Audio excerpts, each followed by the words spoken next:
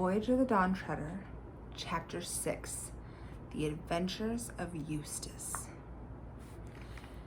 At that very moment, the others were washing their hands and faces in the river and generally getting ready for dinner and a rest.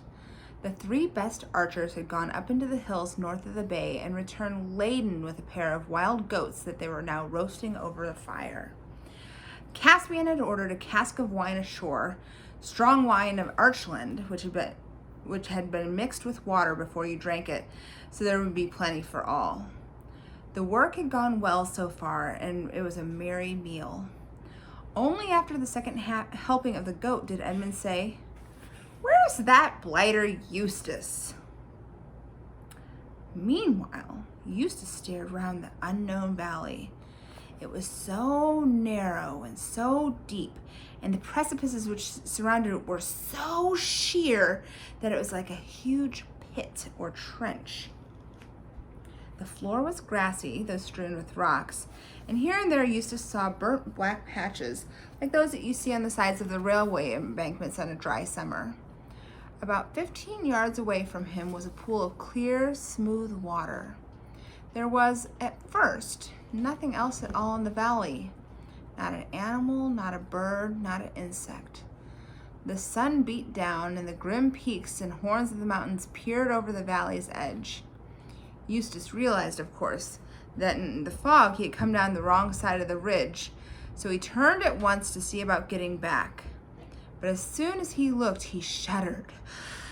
Apparently, he had, by amazing luck, found the only possible way down.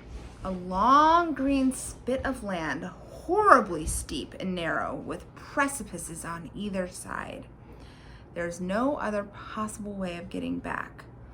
But could he do it, now that he saw what it was really like? His head swam at the very thought of it. He turned round again, thinking that at any rate he'd have a good drink from the pool at first. But as soon as he turned, and before he had taken a step forward in the valley, he heard a noise behind him. It was only a small noise, but it sounded loud in that immense silence. It froze him dead still where he stood for a second. Then he slewed around with his neck and looked. At the bottom of the cliff, a little on to his left hand, was a low, dark hole, the entrance to a cave perhaps, and out of this two thin wisps of smoke were coming, and the loose stones were just beneath the dark hollow were moving. That was the noise that he had heard, as if something were crawling in the dark behind him. And something was crawling. Worse still, something was coming out. Lucy or Edmund or you would have recognized it at once, but Eustace had read none of the right books. The thing that came out of the cave was something he had never even imagined. A long, lead-colored snout, dull red eyes, no fur or feathers, with a long, lithe body that trailed on the ground, with legs whose elbows went up higher than the back like a spider's, cruel claws and bat's wings that made raspy noises on the stones, and yards of tail. The lines of smoke were coming from its two nostrils. He never said the word dragon to himself, nor would it have made things any better if he had. Here's a picture of the old dragon coming out.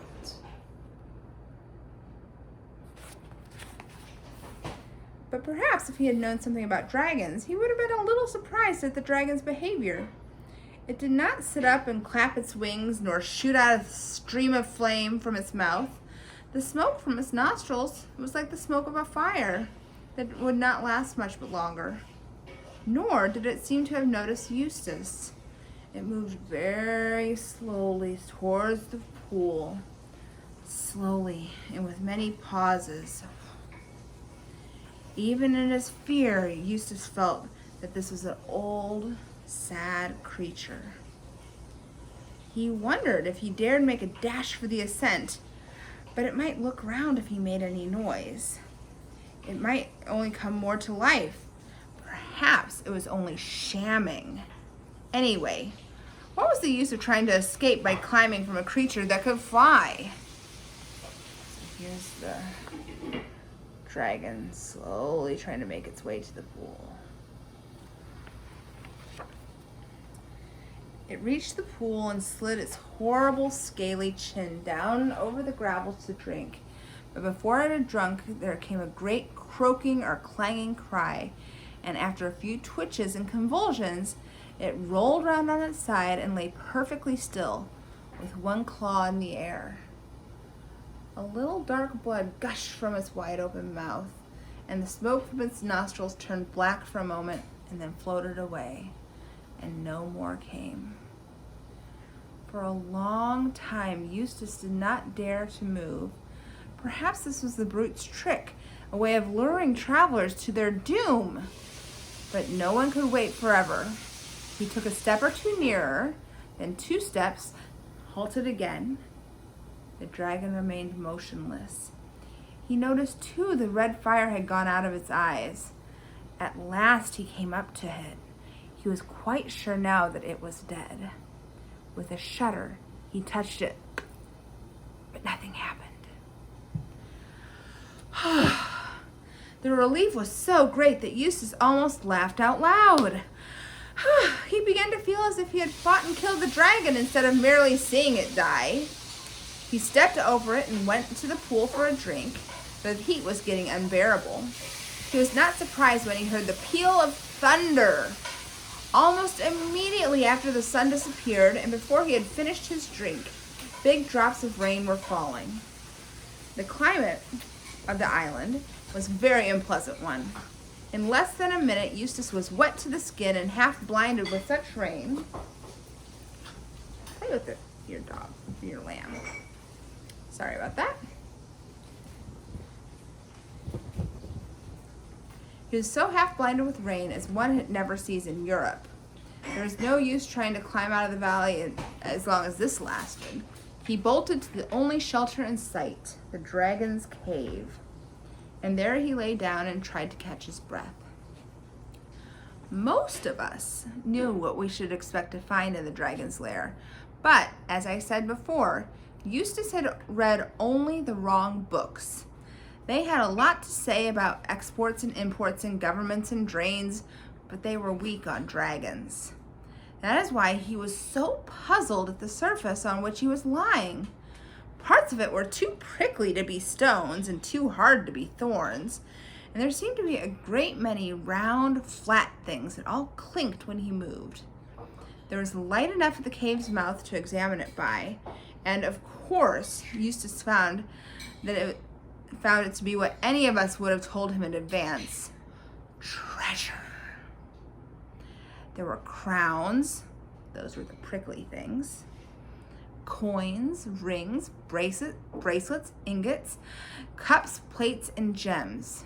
Eustace, unlike most boys, had never thought much about treasure, but he saw at once the use it would be in this new world which he had so foolishly stumbled into through the picture in Lucy's bedroom at home. "They don't have any tax here," he said, "and you don't have to give the treasure to the government. With some of this stuff, I could have quite a decent time here, perhaps in Cullerman. It sounds the least phony of these countries. I wonder, how much can I carry? That bracelet now, those things are probably diamonds. I'll slip it on my own wrist. Ooh, too big, but not if I push it up right here above my elbow. Then I'm going to fill my pockets with diamonds. That's easier than gold. I wonder when this infernal rain's going to let up." He got less uncomfortable. He got into a less uncomfortable part of the pile where it was mostly coins and settled down to wait.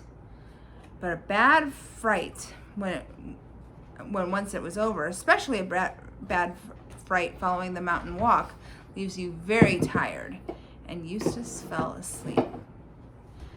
By the time he was sound asleep and snoring, the others had finished dinner and become seriously alarmed about him. They shouted, "Eustace! Eustace! Coo-ee!"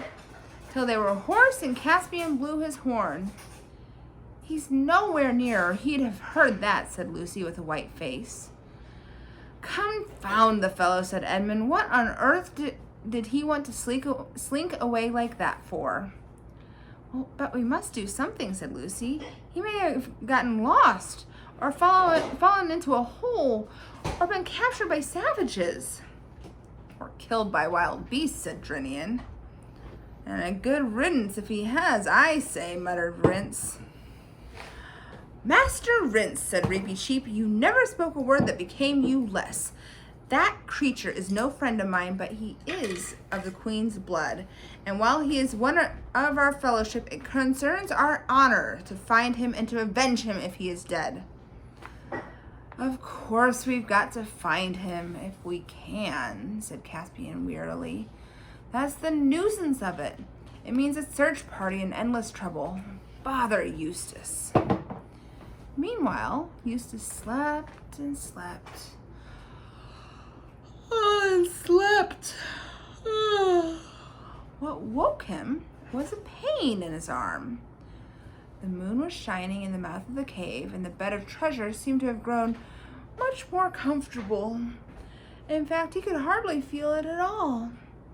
But he was puzzled by the pain in his arm at first. But presently it occurred to him that the bracelet, which he had shoved up above his elbow, had become strangely tight. His arm must have swollen while he was asleep. It was his left arm. He moved his right arm in order to feel the left, but stopped before he had moved it an inch and bit his lip in terror. For just in front of him, a little to his right, there was a moonlight, where the moonlight fell clear on the floor of the cave. He saw the hideous shape of moving, and he knew the shape. It was a dragon's claw. It had moved as he moved his hand and became still when he stopped moving his hand. Ugh, what a fool I've been, thought Eustace. Of course the brute had a mate, and it's lying here beside me.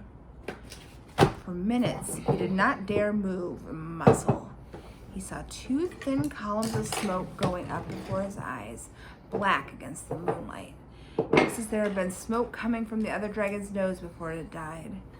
This is so alarming that he held his breath. The two columns of smoke vanished. When he could hold his breath no longer, he let it out stealthily. But instantly, two jets of smoke appeared again. But even yet, he had no idea of the truth. Presently, he decided that he would edge very cautiously to his left and try to creep out of the cave. Perhaps the creature was asleep. Or anyway, it was his only chance. But of course, before he edged to the left, he looked to the left. Oh, horror! There was a dragon's claw on that side, too. Now, no one will blame Eustace if at this moment he shed tears. He was surprised to see the size of his own tears when he saw them splashing on the treasure in front of him. They also seemed strangely hot. Steam went up from them. But there was no good crying. He must try to crawl out from between the two dragons. He began extending his right arm. The dragon's four-legged claw on his right went through exactly the same motion. When he thought he would try to crawl with his left, the dragon limb on that side moved too. Two dragons, one on each side, mimicking whatever he did. His nerve broke, and he simply made a bolt for it. And there was such a clatter and rasping and clinking of gold and grinding of stones as he rushed out of the cave that he thought that they were both following him. He daren't look back. He rushed to the pool, and the twisted shape of the dead dragon lying in the moonlight would have been enough to frighten anyone. But now he hardly noticed it. His idea was to get into the water. But just as he reached the edge of the pool, two things happened. First of all, it came over him like a thunderclap that he'd been running on all fours. And why on earth would he be doing that? Secondly, as he bent towards the water, he thought for a second that that yet another dragon was staring at him out of the pool. But in an instant, he realized the truth. The dragon face in the pool was his own reflection. There was no doubt of it. It moved as he moved. It opened and shut his mouth as he opened and shut his. He had turned into a dragon while he was asleep. Sleeping on the dragon's hoard with greedy, dragonish thoughts in his heart, he had become a dragon himself. And that explained everything. There had been no two dragons beside him in the cave. The claws to his right and left had been his own right and left claws. The two columns of smoke that had been coming from his own nostrils. And as for the pain in his left arm, or what had been his left arm, he could now see what had happened by squinting with his left eye. The bracelet, which had fitted very nicely to his upper arm as a boy, was far too small for the thick, stumpy foreleg of a dragon. It had sunk deeply into his scaly flesh, and there was a throbbing bulge on each side. He tore the place with his dragon's teeth, but could not get it off. In spite of the pain, his first feeling was one of a relief. There was nothing to be afraid of anymore. He was a terror himself now, and nothing in the world but a knight, and not all of those, would dare attack him. He couldn't get even with Caspian and Edmund now. But the moment he thought of this, he realized that he didn't want to. He wanted to be friends. He wanted to get back among the humans and talk and laugh and share things. He realized that he was a monster cut off from the whole human race. An appalling loneliness came over him, and began to see the others had not really been fiends at all. He began to wonder if he himself had been such a nice person as he had always supposed. He longed for their voices. He would have been grateful for a kind word, even from Reapy Cheap. When he thought of the poor dragon that had been... When he thought of this, the poor dragon that had been Eustace lifted up his voice and wept. A powerful dragon crying its eyes out under the moon in the deserted valley is a sight and sound hardly to be imagined. At last he decided he would try to find his way back to shore. Here's Eustace crying. Eustace the dragon crying. He realized now that Caspian would never have sailed away and left him, and he felt sure that somehow or other he would be able to make other people understand who he was. He took a long drink then. I know this sounds shocking, but even if you don't, but it isn't if you think it over. He ate nearly all of the dead dragon. He was halfway through it when he realized what he was doing, for, you see, through the mind of Eustace, though his mind was of Eustace, his taste and digestion were dragonish. And there's nothing a dragon likes so well as a fresh dragon. This is why you seldom find more than one dragon in the same country. Then he turned to climb out of the valley. He began to climb with a jump, and as soon as he jumped, he found he was flying.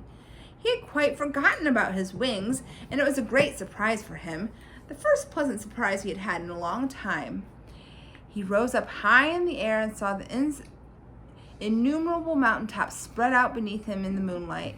He could see the bay like a silver slab, and the dawn treader lying at anchor, and the campfires twinkling in the woods beside the beach. From a great height, he launched himself towards them in a single glide. Lucy was sleeping very soundly, for she had sat up. Till the return of the search party and hoped for good news about Eustace. It had been led by Caspian, and had come back very late and weary. Their news was disquieting. They found no trace of Eustace, but had seen a dead dragon in the valley. They tried to make the best of it, and everyone assured everyone else that there was not likely to be more dragons about, and that the one which was dead at about 3 o'clock that afternoon, which is when they had seen it, would hardly have been killing people a few hours before. Unless it ate the little brat and died of him, he'd poison anything, said Rince. But he said this under his breath and no one heard him.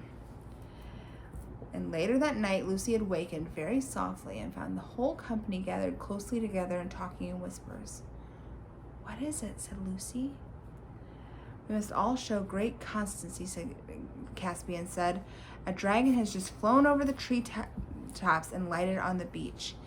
Yes, I'm afraid it is between us and the ships. And the arrows are of no use against dragons, and they're not at all afraid of fire." "With your majesty's leave," began Reepicheep. "No, Reepicheep," said the king very firmly. "You are not to attempt single combat with it. And unless you promise to obey me in this very matter, I will have you tied up. We must just keep a close watch, and as soon as it is light, go down to the beach and give it battle. I will lead. King Edmund will be on my right and Lord Drinian on my left. There are no other arrangements to be made. It will be light in a couple of hours, and in an hour's time let a meal be served and with what is left of the wine, and let everything else be done silently." "Perhaps it will go away," said Lucy. "It'll be worse if it does," said Edmund, "because then we shan't know where it is. If there's a wasp in the room, I'd like to be able to see it." The rest of the night was dreadful, and when the meal came, though they knew that they ought to eat, they found that they had very poor appetites. And endless hours seemed to pass before the darkness thinned, and the birds began chirping here and there, and the world got colder and wetter than it had been all night. And Caspian said, "Now for it, friends." They got up, all with their swords drawn, and they formed themselves into a solid mass with Lucy in the middle and Reepicheep on her shoulder. It was nicer than waiting about, and everyone felt fonder of everyone than in ordinary times. A moment later they were marching. It grew lighter as they came to the edge of the woods, and there on the sand, like a giant lizard or a flexible crocodile or a serpent with legs and huge and horrible and humpy, lay the dragon. But when they saw it, instead of rising up and blowing fire and smoke, the dragon retreated. You can almost say it waddled back into the shallows of the bay. "What's it waggling its head like that for?" said Edmund. "And now it's nodding," said Caspian. "And there's something coming from its eyes." "Oh, can't you see?" said Lucy. "It's crying. Those are tears." "I shouldn't trust it, ma'am," said Drinian. "That's what crocodiles do to put you off your guard." "It wagged its head when you said that," remarked Edmund. "Look, just as if it meant no. Look. Oh, there it goes again." "Do you think that it understands what we're saying?" asked Lucy. The dragon nodded its head violently. Reepicheep slipped off Lucy's shoulder and stepped forward. "Dragon!" came a shrill voice. "Can you understand speech?" And the dragon nodded. "Can you speak?" It shook its head. Then said Reepicheep, "It is idle to ask you your business, but if you will swear friendship with us, will you raise your left foreleg above your head?" It did so, but clumsily, because its leg was sore and swollen with the golden bracelet. "Oh, look," said Lucy. "There's something wrong with its leg. The poor thing, that's probably what it's crying about. Perhaps it came to us to be cured, like Androcles and the lion." "Be careful, Lucy," said Caspian. "It's a very clever dragon, but it may be a liar." Lucy had, however, already run forward and followed by Reepicheep as fast as his short little legs could carry him. And then, of course, the boys and Drinian came too. "Show me your poor claw," said Lucy. "I might be able to cure it." The dragon that had been Eustace held out its sore leg gladly enough, remembering how Lucy's cordial had cured him of seasickness before he became a dragon. But he was disappointed. The magic fluid reduced the swelling and eased the pain a little, but it could not dissolve gold. Everyone now crowded to watch the treatment, and Caspian suddenly exclaimed, "Look!" He was staring at the bracelet. End of chapter 6. It's a very cool chapter. All right. I'll have to read chapter 7 some other day.